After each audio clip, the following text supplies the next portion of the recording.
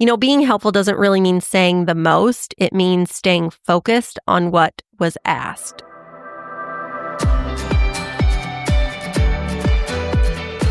Welcome to Leaders of the West, a podcast for innovators and changemakers. I'm your host, Jessie Jarvis, the founder of the West, and I'm sitting down with agriculturalists, entrepreneurs, executives, and everyone in between with the goal of digging into the strategies, mindsets, and lessons that have been crucial to the success of ag and Western. Whether you're carrying on the next generation of your family's operation, starting something from scratch, or determined to climb up the leadership ladder, we're going to inspire you to continue to dream big, growing not just you, but the future of agriculture and Western as a whole. Let's go.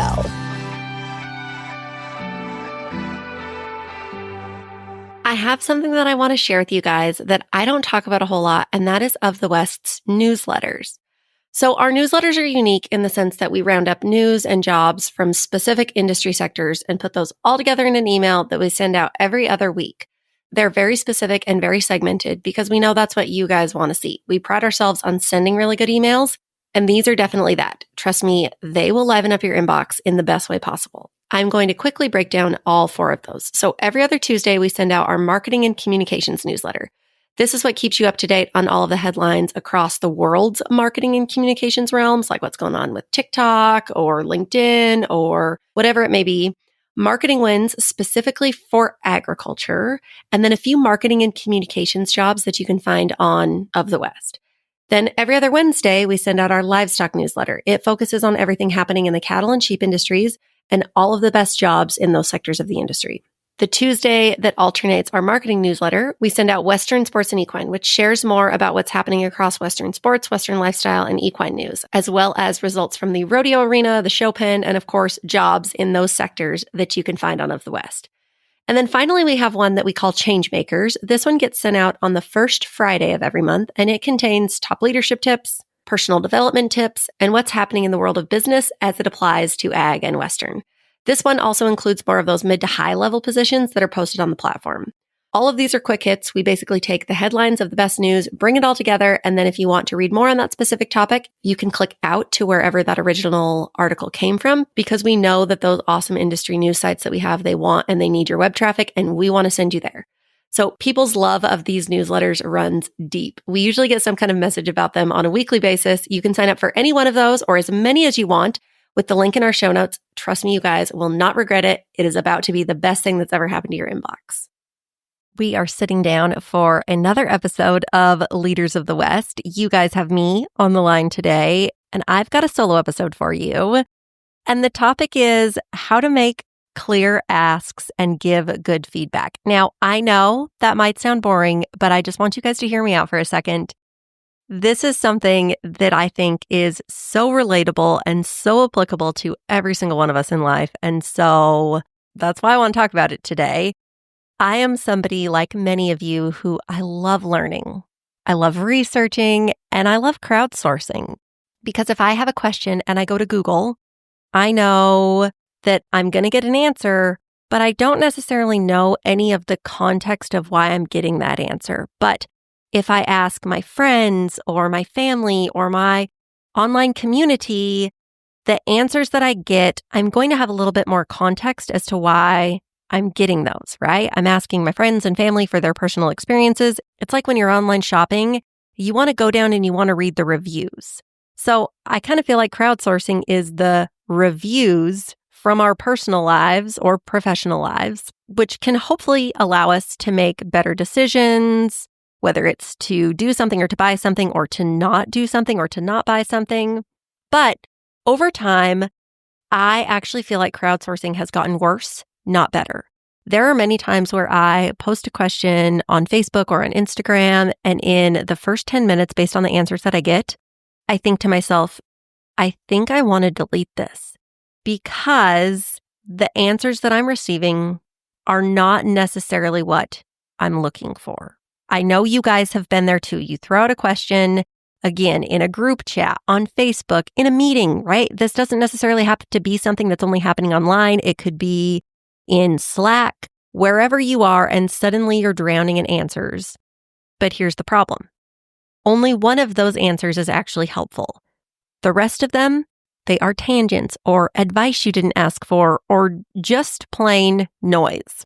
I mean, think about this. You ask a very simple question. Let's say you put it on Facebook. Has anybody taken their kids to the zoo? How did it go? Let me tell you some of the answers that I think you're going to get if you ask that question. The first answer somebody is going to write is, the ice cream at the zoo sucks. Okay, good to know. Still doesn't tell me much about taking your kid to the zoo other than don't buy the ice cream. Got it. The day we went, the pandas were sick. Okay, that's a bummer for you that the pandas are sick. If you wanted to go to the zoo specifically to see the pandas, but I don't necessarily know that my kids want to see the pandas, so helpful but not. I haven't been to the zoo. Okay, also not helpful. The zoo's logo is ugly. You're right, they probably do need to redesign it, but it doesn't necessarily lend itself to taking your kids to the zoo. Then somebody's going to say, I thought the zoo would have bears. Okay, yeah, I would think the zoo would have bears. So, okay, the zoo didn't have bears. Do they not have bears all the time? Did they just not have them that day? Were they like the pandas? Were they sick? Okay, I got it. Then the next person is going to say, one time my mom was on mushrooms in the 70s and she dreamed that a bear attacked her in Alaska. Thank you, I think. And then finally, you're going to get the comment that is, I took my kids last year. They were 7 and 4 and they really enjoyed it, but I recommend going in the morning because if you're there in the afternoon, all of the animals are hot, so they're sleeping. The next time we went to the zoo in the morning, and then we went to the Discovery Center in the afternoon, and the trip was a hit. Ding, ding, ding. That is the kind of feedback that I am looking for. That is the kind of feedback that we are all looking for, but it took the 7 comments ahead of that to get to the one really, really good answer that we were looking for. Now, I might have gone overboard with my mom was on mushrooms in the 70s and all that jazz, but you guys get the general idea, right? This type of question and answer scenario is so common. And like I said earlier, it's almost gotten to the point where people don't want to ask for information because so much of what we get isn't applicable. So recently I posted a question in a mastermind chat that I'm a part of, and I thought that the question that I asked was really clear, but I didn't really get the feedback that I was hoping for. And then another week goes by and I ask a different question in the same group, and I still don't really get the information that I was hoping to receive. So instead of blaming the group, I had to ask myself, how can I ask better questions? And to be honest, it wasn't the only time that had happened in those recent months. I had also dropped a question in a professional group chat thinking that it might help somebody.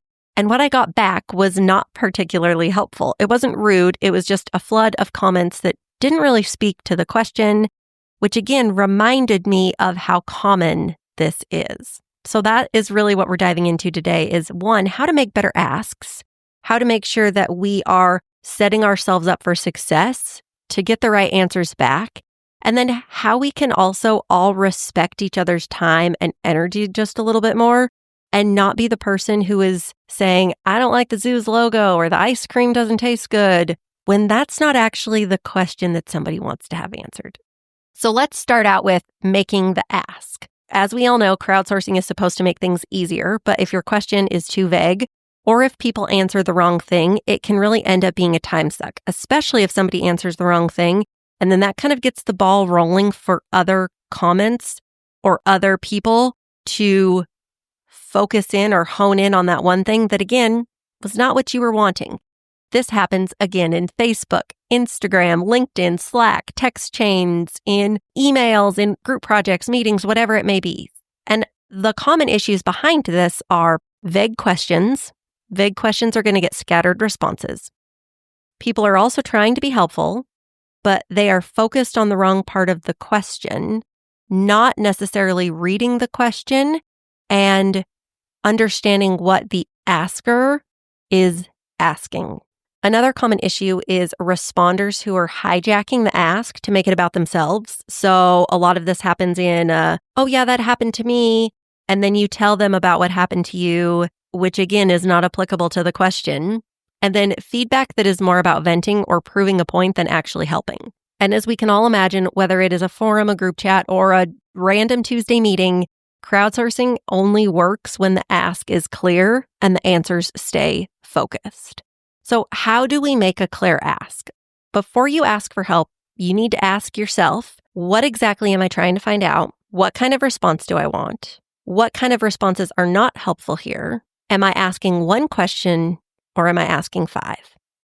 If you're asking more than one question at a time, don't be surprised when the answers get scattered. One clear question is always going to get a better answer than 5 questions all rolled into one post.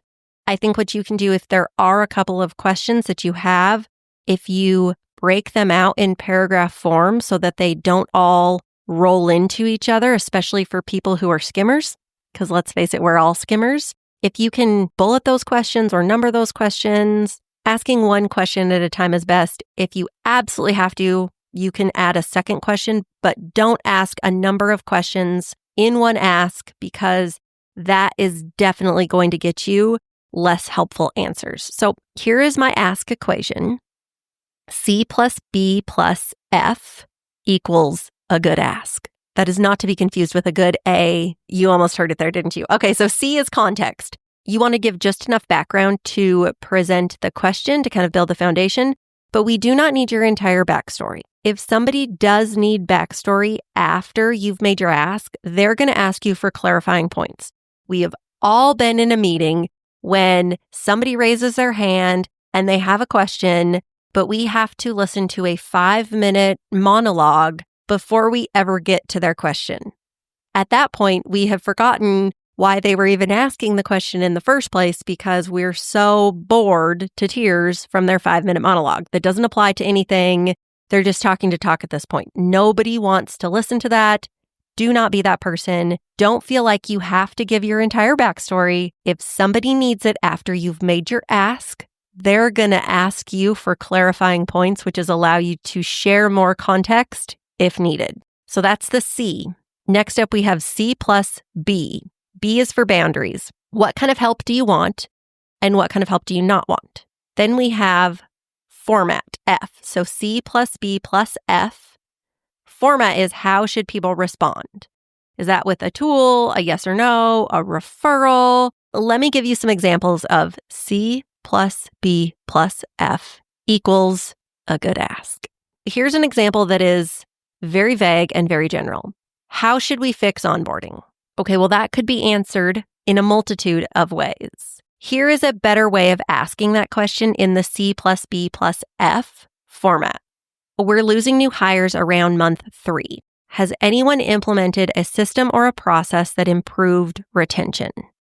That is still a very concise question. It gives just enough backstory to where people should now know when they are responding to you that you're losing new hires around month 3, and that's the problem that you want to fix. So in relation to that specific problem, has anybody implemented a system or a process that improved retention? So clearly the format that you're wanting that is kind of a guide or a system or a process of how they did it. Another example of a very general, vague, bad question is, what kind of cattle should I raise? Again, very general, very vague. Here is a better question to ask. I'm in the Midwest on limited acreage and looking for a low input breed that does well in direct-to-consumer beef sales. Are there any recommendations from folks with similar setups?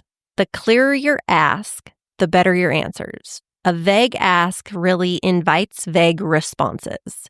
So let's zoom on something that I don't know if you guys have ever heard of Amanda Palmer, but she once said she is a musician and an author, and she actually has a TED Talk called The Art of Asking. And one of her big takeaways is people want to help, you just have to let them. And that idea really stuck with me because I think that that can be kind of one of those reasons that we do get bad responses, or responses that not necessarily that they're bad, but they're just not applicable. It's because people do want to help. So that's why they want to get involved in answering your question, even if it isn't the answer that you're looking for. But here's the thing. You only open the door to help when your ask is clear. And part of making a good ask is really setting people up to say yes in the way that you actually need them to. Another person that I think does a really good job of this is Adam Grant. I don't know if you guys follow him online. You absolutely should because he is phenomenal. So he is a psychologist and he is the best-selling author of, I think it's called Give and Take and Think Again. But he's known for talking about how people want to be generous with their knowledge, but vague questions leave them feeling stuck. So again, if your question is unclear, sometimes it becomes unanswerable. which I think is why we get such crappy answers. So clarity is a gift, not just to you, but to the people who are trying to help you. Now, one thing that I do want to mention is flipping to the other side of this for a second. Yes, I do think that context is really important. We mentioned that earlier. That's part of that formula of context plus boundaries plus format. But including helpful details is definitely part of a good ask. But as somebody who's receiving the questions, you also have a responsibility to read between the lines, right? Use your imagination. I know that occasionally I've asked questions, let's say on Instagram or on Facebook, and I ask my question and I get a lot of answers of people who they are literally looking only at the question that I've asked and not necessarily using their imaginations, if you will. I'm not really feeling very creative in coming up with a good example of that, but I just think it goes back to quit taking everything so literally. If something is unclear, obviously you can ask for clarity. But again, I do think it's really important for us to kind of use our imaginations because we also don't want somebody to hand us an entire novel of a question. That goes back to the context thing. We don't need all the context. We can ask people for it if we have questions. Now let's go into giving good feedback. Let's talk about the other side of that equation when you're the person who is responding. So somebody else is asking for insight or feedback or opinions. If somebody asks for XYZ and you give them ABC, that's not helpful. That's wasting their time. So ask yourself, am I answering the actual question? Is my feedback relevant, not just reflective of my experience? Can this person take action from what I'm saying? So run it through this filter of REAL. Is it relevant? Is it empathetic? Is it actionable? And is it low lift, which kind of means that it's going to add clarity, not complexity. If somebody has a question and then you give them a very, very complex answer, that can be obviously overwhelming. So in those situations, maybe you can say, hey, can I get on the phone with you to explain this? Or maybe break it up into phases of like, I did this first, then I did this next, then I did this last, kind of like a list, if you will. But if you just throw it all at them, that is then very overwhelming. So let's say that somebody is asking about, earlier I used the example of direct-to-consumer meat sales. If somebody was looking for what breed of cow to use. So let's say somebody is struggling with consumers and they have a question about it and you want to answer, consumers never understand meat cuts. This is a waste of time. When I've had similar requests, I send them a cut sheet and then I ask them what types of foods they typically cook. It helps to guide them without being too overwhelming to them. So that is a great answer because you are, one, sharing experience that is applicable, and you're also giving them a path in how to interact with that customer in the best way, right? You're going to ask what types of food that they cook. That is kind of going to narrow down somebody's answer to be able to help their consumer when they have questions around what types of cuts of meat they should be cooking. You know, being helpful doesn't really mean saying the most. It means staying focused on what was asked. This is something where I think of Chris Voss. I first listened to him. I had a membership to Masterclass, and he has a masterclass in Masterclass. He is a former FBI negotiator, and he's also the author of Never Split the Difference. And one of his big ideas is the concept of calibrated questions. So asking them in a way that keeps the conversation open and specific and productive, but giving feedback works that same way, right? You don't need to derail the conversation. Stay with the ask and don't answer a question that a person didn't ask, because I think we've all seen that happen or that's been done to us. And then there's also another great one. If you guys are into this, her name's Priya Parker. She has a book called The Art of Gathering, and she talks about how if you don't create structure or intention in a space, chaos can creep in. And honestly, feedback is the same. Without intention, it really does just become noise. The last thing that I think is really applicable in this conversation is not every question needs your answer. When we are online, this is especially key, right? We've all heard the saying of, you can just scroll on by if you don't agree with somebody and what they're saying, right? We don't need to argue online. Well, the same applies to when people have questions or they're crowdsourcing for information. You know, if the question doesn't apply to you or if you don't have an answer, you can just scroll on by. You don't have to get involved just to get involved or be part of the conversation just to be part of the conversation. Social media is not a group project. You are not required to give feedback on everything that you see. And if you're tempted to say, this probably isn't what you're looking for, but you should stop because you just told yourself why you shouldn't post it. This probably isn't what they are looking for. Sometimes the most generous thing you can do is say nothing at all. I really think that making clear asks and giving focused feedback are two of the simplest ways that we can show respect for the person asking, for our time, for our community that we're in. Again, whether it is in a mastermind or in a group message or in your work Slack channel. So hopefully this was helpful for you guys, or at least you got a good laugh out of my "has anybody been to the zoo" example.